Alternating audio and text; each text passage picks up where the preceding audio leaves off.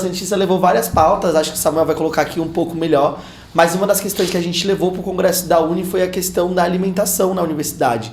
Porque hoje, pra gente, é muito prejudicial a gente ter grandes universidades, inclusive públicas e privadas, e não ser pensado um sistema de permanência estudantil com a questão da alimentação. Porque hoje os estudantes, muitas vezes inclusive trabalhadores, precisam sair da sua casa, ir para o trabalho, ir direto para a universidade e não tem condições de pagar a alimentação na universidade, porque é muito caro. A gente paga R$10 minimamente numa coxinha hoje dentro da universidade, e a universidade não tem nenhuma estrutura de, como se fosse uma contrapartida, na verdade, né, do que a gente paga para a universidade nas universidades privadas de permanência estudantil. Então a gente levou uma luta nossa, que é para ter um bom prato estudantil na Conselheiro Nebias, porque hoje é o maior corredor universitário da Baixada Santista, né? Então é nessa avenida onde se posiciona mais de 9 universidades e não tem ali de certa forma, um equipamento que poderia servir aos estudantes. E a gente está reivindicando que o prédio, onde foi o Detran, que inclusive serviu também como um aparelho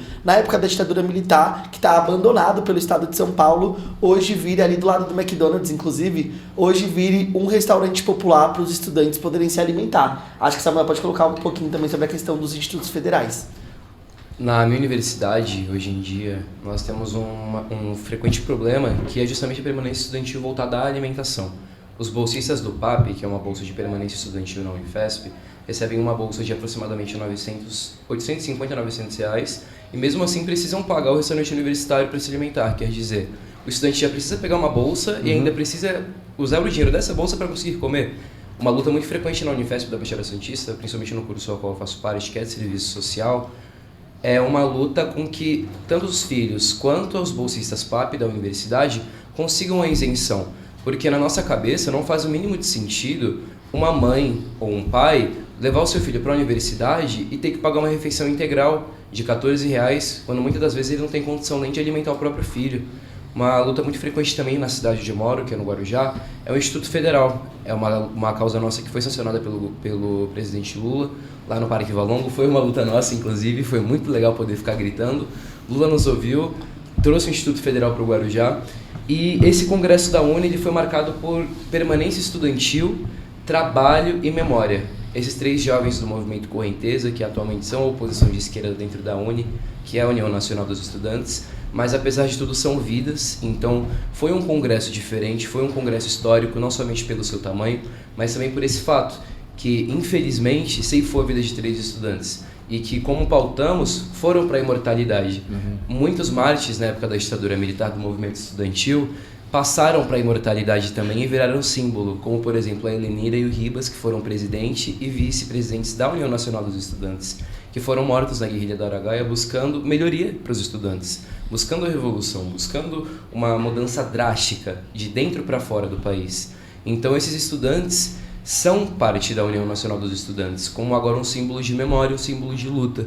Então essa luta que nós estamos fazendo na Baixada Santista e no Brasil inteiro é em memória deles também, e em busca de uma maior justiça social, lutando pelo fim da escala 6x1 para que os alunos consigam ter uma qualidade de vida, ter uma qualidade de sono, consigam ver mais os seus familiares, lutando, enfim, por uma sociedade mais justa, mais igualitária. Enfim, acho que é papo para o restante do podcast. Mas o Matheus e Samuel, é assim, o que acontece? Normalmente, lógico que normalmente a universidade é federal, normalmente é uma demanda do governo federal, mas ela tem pedido do governo municipal, governo estadual, principalmente na época de campanha. Todo mundo diz, né? Olha, a gente vai trazer, por exemplo, Estado, vamos trazer uma ETEC, a faculdade FATEC, aquelas coisas todas lá, mas na hora do vamos ver, todo mundo sai fora e sobra para uma gestão só, normalmente governo federal. E a gente sabe que governo, sabe qual que é eles? É um balaio de gato, sabe? Eles usam como... Faz uma coisinha assim, é igual a galinha, né? Faz aquele estradalhaço, mas na verdade não fez nada. Fez só a obrigação.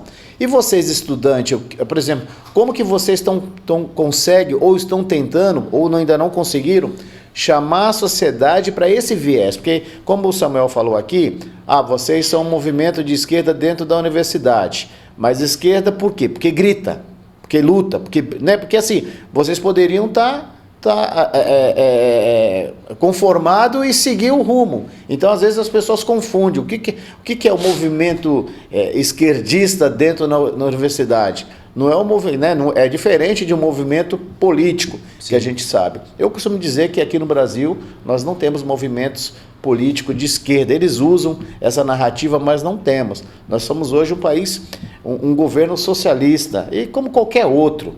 Não existe direitista, patriotista, chavante, nada disso. Porque a gente luta pelo social, porque o pobre continua pobre, não importa o governo que está lá.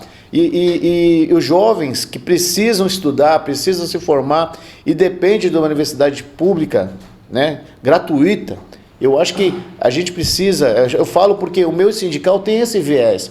A gente chama o clamor da sociedade, a gente grita pelo próprio trabalhador, grita para o trabalhador gritar junto com a gente, e às vezes, quando nem diz o Capitão Nascimento, o inimigo é outro e a gente acaba sendo o inimigo, não é verdade? Sim. E depois que criaram a famigerada rede social, tem um monte de valente, tem um monte como se diz, de intelectual, tem um monte de opositor, mas ninguém se junta para fazer algo produtivo para a classe estudantil, para a classe trabalhadora. Critica-se programas sociais do governo. Tivemos um governo de direita e os programas sociais continuaram. Sim. Ponto. A fraude, opa, pesquisa, vai lá a fundo, que quando quer levantar, acha o porquê. Então a gente tem que cobrar isso. E vocês, jovens, vocês são o futuro do país. A gente fala em futuro, né, doutora? Quanto tempo a gente fala em futuro? Eternamente, parece que nunca vai chegar. Então, é realmente a esperança. Primeiro, bom dia a todos. Eu sou Fátima Barbato, sou advogada. E eu realmente, há 42 anos, 43 vai fazer, eu luto realmente pela classe trabalhadora. Tanto é que eu sou advogada do sindicato já tem 33 anos, tá? Então, realmente, é uma luta diária que a gente faz. E é justamente isso, é muito bom que você falou, pelo seguinte, na verdade, o trabalho do estudante, essa atividade de vocês, essa atuação de vocês, é um preparo para o futuro mercado de trabalho. Porque aquele que não tem o que comer, ele não consegue estudar direito. Então é um direito, essa reivindicação do bom prato na Avenida Conselheiro Neves, e justamente num prédio histórico do Detran, ali na Conselheiro Neves, esquina da Alexandre Herculano. Então eu acho que é uma reivindicação justa e válida, que tem que ser realmente batalhada. Porque, como você falou, vem o trabalhador, ele trabalha o dia inteiro e vai direto para uma universidade. Ele não tem de todo dia pagar R$10 uma coxinha, porque é o que ele vai se alimentar e vai ficar até às 11 da noite. E sabe lá o que ele já almoçou.